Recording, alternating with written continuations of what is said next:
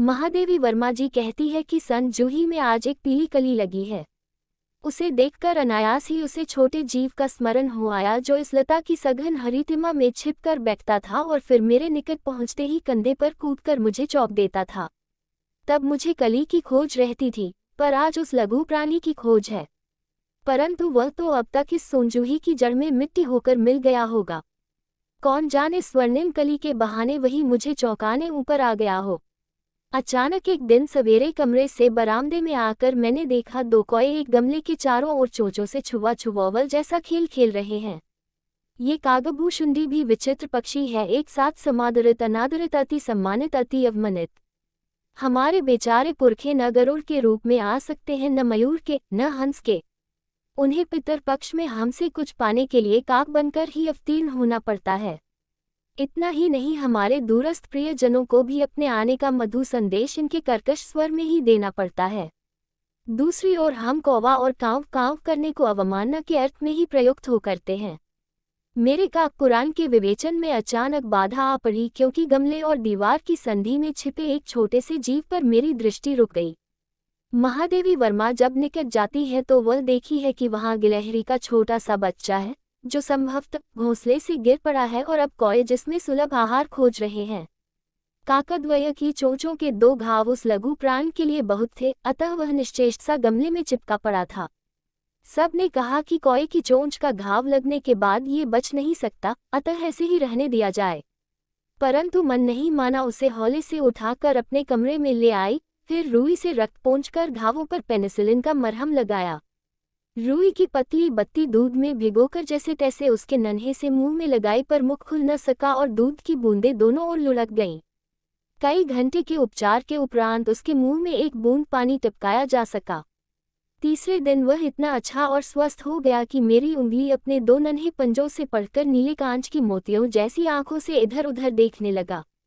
3-4 मास में उसके स्निग्ध रोए, झब्बेदार पूंछ और चंचल चमकीली आंखें सबको विस्मित करने लगी। हमने उसकी जातिवाचक संज्ञा को व्यक्तिवाचक का रूप दे दिया और इस प्रकार हम उसे गिल्लू कहकर बुलाने लगे। मैंने फूल रखने की एक हल्की डलिया में रुई बिछाकर उसे तार से खिड़की पर लटका दिया। वही 2 वर्ष गिल्लू का घर रहा। वह स्वयं हिलाकर अपने घर में झूलता और अपनी कांच के मनकोसी आंखों से कमरे के भीतर और खिड़की के बाहर न जाने क्या देखता समझता रहता था, परंतु उसकी समझदारी और कार्यकलाप पर सबको आश्चर्य होता था। जब मैं लिखने बैठी तब अपनी ओर मेरा ध्यान आकर्षित करने की उसे इतनी तीव्र इच्छा होती थी कि उसने एक अच्छा उपाय खोज निकाला।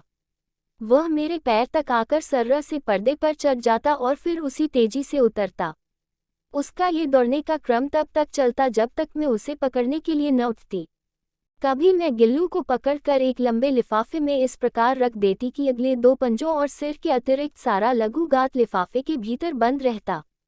इस अद्भुत स्थिति में कभी कभी घंटों मेज पर दीवार के सहारे खड़ा रहकर वह अपनी चमकीली आंखों से मेरा कार्यकलाप देखा करता। भूख लगने पर चिक चिक करके मानो वह मुझे सूचना देता और काजू या बिस्किट मिल जाने पर उसी स्थिति में लिफाफे से बाहर वाले पंजे से पकड़कर उसे कुतरता रहता। फिर गिल्लू के जीवन का प्रथम वसंत आया। नीम चमेली की गंध मेरे कमरे में हौले हौले आने लगी। बाहर की गिलहरियां खिड़की की जाली के पास आकर चिक चिक करके ना जाने क्या कहने लगी। गिल्लू को जाली के पास बैठकर अपनेपन से बाहर झांकते देखकर मुझे लगा कि इसे मुक्त करना आवश्यक है। मैंने किले निकालकर जाली का एक कोना खोल दिया और इस मार्ग से गिल्लू ने बाहर जाने पर सचमुच ही मुक्ति की सांस ली। इतने छोटे जीव को घर में पले कुत्ते और बिल्लियों से बचाना भी एक समस्या ही थी। आवश्यक कागज पत्रों के कारण मेरे बाहर जाने पर कमरा बंद ही रहता है। मेरे कॉलेज से लौटने पर जैसे ही कमरा खोला गया और मैंने भीतर पैर रखा, वैसे ही गिल्लू जाली के द्वार से भीतर आकर मेरे पैर से सिर और सिर से पैर तक दौड़ लगाने लगा। तब से यह नित्य का क्रम हो गया। मेरे कमरे से बाहर जाने पर गिल्लू भी खिड़की की खुली जाली की राह बाहर चला जाता और दिन भर गिलहरियों के झुंड का नेता बना हर डाल पर उछलता कूदता रहता और ठीक 4 बजे वह खिड़की से भीतर आकर अपने झूले में झूलने लगता। मुझे चौंकाने की इच्छा उसमें न जाने कब और कैसे उत्पन्न हो गई थी। कभी फूलदान के फूलों में छिप जाता, कभी पर्दे की चुन्नट में और कभी सोनजूही की पत्तियों में। महादेवी वर्मा जी कहती है कि मेरे पास बहुत से पशु पक्षी हैं और उनका मुझसे लगाव भी कम नहीं है। परंतु उनमें से किसी को मेरे साथ मेरी थाली में खाने की हिम्मत हुई है, ऐसा मुझे स्मरण नहीं आता। गिल्लू इनमें अपवाद था। मैं जैसे ही खाने के कमरे में पहुंचती वह खिड़की से निकलकर आंगन की दीवार, बरामदा पार करके मेज पर पहुंच जाता और मेरी थाली में बैठ जाना चाहता। बड़ी कठिनाई से मैंने उसे थाली के पास बैठना सिखाया, जहां बैठकर वह मेरी थाली में से एक एक चावल उठाकर बड़ी सफाई से खाता रहता। काजू उसका लोकप्रिय खाद्य था और कई दिन काजू न मिलने पर वह अन्य खाद्य की चीजें या तो लेना बंद कर देता था या झूले के नीचे फेंक देता था। महादेवी वर्मा जी कहती हैं कि इस बीच मुझे मोटर दुर्घटना में आहत होकर कुछ दिन अस्पताल में रहना पड़ा। उन दिनों जब मेरे कमरे का दरवाजा खोला जाता, गिल्लू अपने झूले से उतरकर दौड़ता और फिर किसी दूसरे को देखकर उसी तेजी से अपने घोंसले में जा बैठता। सब उसे काजू दे जाते, परंतु अस्पताल से लौटकर जब मैंने उसके झूले की सफाई की तो उसमें काजू भरे मिले, जिससे ज्ञात हुआ कि वह उन दिनों अपना प्रिय खाद्य कम खाता रहा। मेरी अस्वस्थता में वह तकिए पर सिरहाने बैठकर अपने नन्हे नन्हे पंजों से मेरे सिर और बालों को इतने हौले हौले सहलाता रहता कि उसका हटना एक परिचारिका के हटने के समान लगता।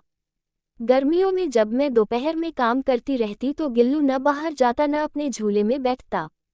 उसने मेरे निकट रहने के साथ गर्मी से बचने का एक सर्वथा नया उपाय खोज निकाला था।